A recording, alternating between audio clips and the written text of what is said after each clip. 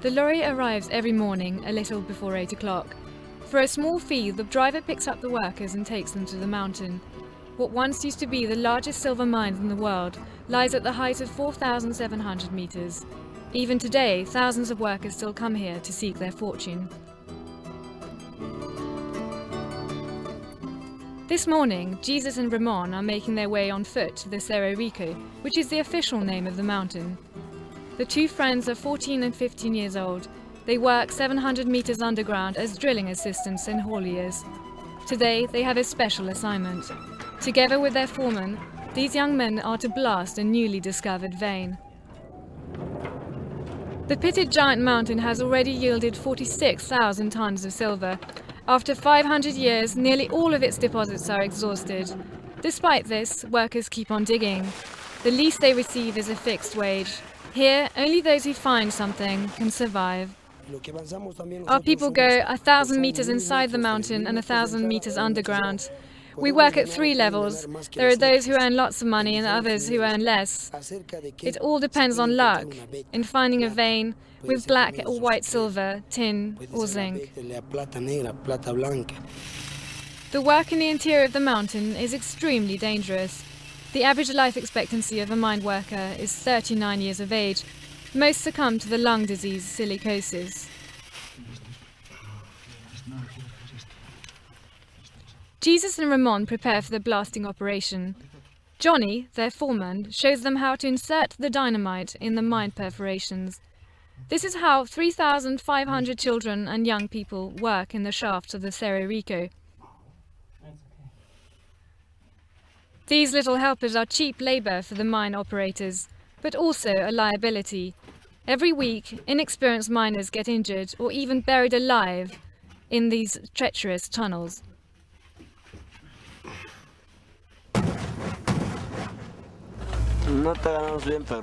It's our destitution that leads us to this business. We are many in the family, so I have to work day and night. I am a day laborer, and I always work from Monday to Friday. On Fridays, I will have already started work by 3 o'clock in the morning, and I work until 12 midday. Before Jesus and Ramon haul off the rocks, they pray to Tio, the god of the underworld. They have brought with them offerings of schnapps and cocoa leaves to propitiate him and canvass his benevolence. Today, each of the 500 mines in the Cerro Rico has a similar prayer room for religious devotions.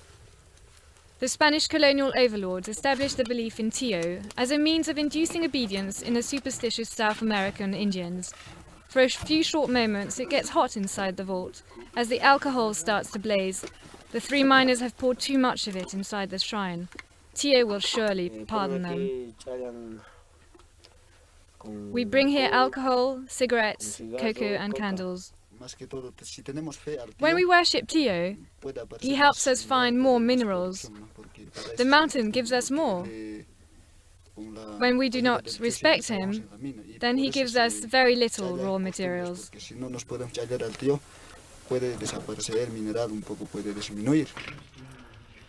The work goes on for Ramon and Jesus. Out of several tons of rock, they might perhaps glean a couple of kilograms of tin or zinc. Strictly speaking, the legal age to work here is 16, although in many of the poorest regions of Bolivia, this rule is often ignored. A bus with 30 tourists arrives. Europeans and North Americans want to experience for themselves how it feels at 1,000 meters underground. Meanwhile, the miners have become accustomed to the curious glances and clicking cameras. Tourists bring money and sometimes gifts. In the local museum, they hear how around 8 million South American Indians died as slave labor in the mountain. A suffocating feeling of unease develops among the tourists. A Swiss group brings its tour to an early end. This is the last straw for me. On the one hand, it is an exciting experience. Then again, it is sensation-seeking tourism. This is one boundary too many. The people work for their living in order to have something to eat for their families.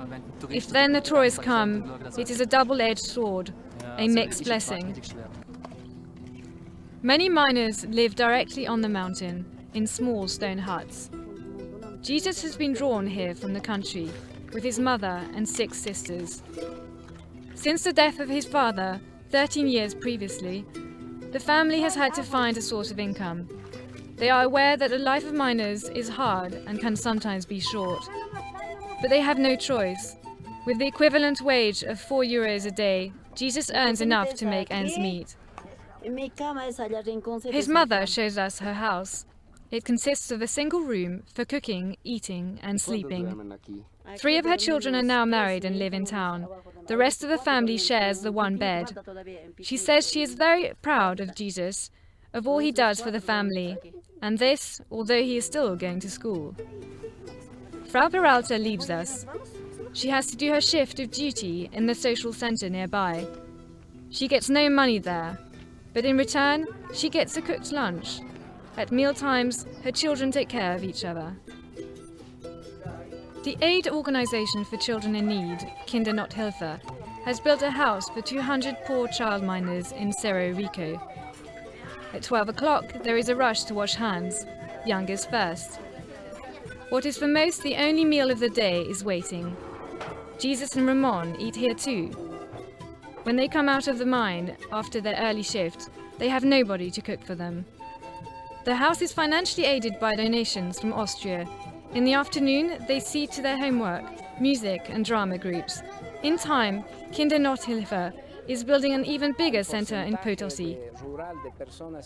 There is a constant flow here of new people from the country to earn more money from mining. As we are trying to accommodate the families who already work in the mines at the same time, more are constantly arriving. Therefore, it is very difficult. This problem has to be contained in one way or another. Entonces es muy difícil ver y considerar esta situación y poner un límite. After the completion of the new Wawawasi, which is the Quechua name for the children's home, there will be space for an additional 200 child miners. Jesus and Ramon start school punctually at 1 o'clock. They are already tired from their early shift. They cannot find the time to do their homework. They have to work. Jesus would like to do geology later on. Ramon would like to become an architect, but their prospects are bleak.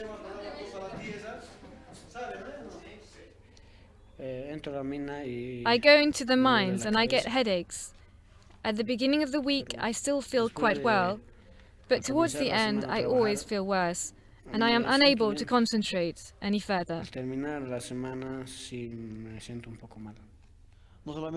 It is not only Jesus and Ramon who are like that. I have still more students in higher classes who lead a similarly tough life. They work by night and study by day. Many a case is genuinely grim. They have to maintain their family, to go to work and go to school. They have triple work. It is the election campaign in Bolivia, and the citizens of Potosi are expecting a high-level visit. President Evo Morales is coming over for a lightning visit. He is courting the support of the co-conventioneers. For Morales, this is a home game.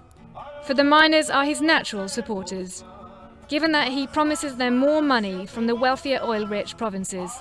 The highlands of the Andes should no longer be on the loser's side. Here we are talking of 513 years, during which people from humble homes were exploited, during which workers were oppressed and people rode roughshod over them. The first time since the Inca king Atahualpa, an indigenous leader speaks again to his people. When we mention Potosi, we talk of the history of Bolivia, of the exploitation of our mineral resources. Potosi is a province with a great past. Potosi was first exploited and then left to decline.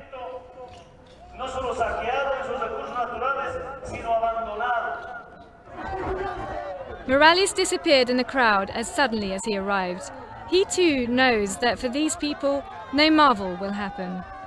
The Silver Mountain has been run down long ago, and apart from the mining industry, there is nothing more here.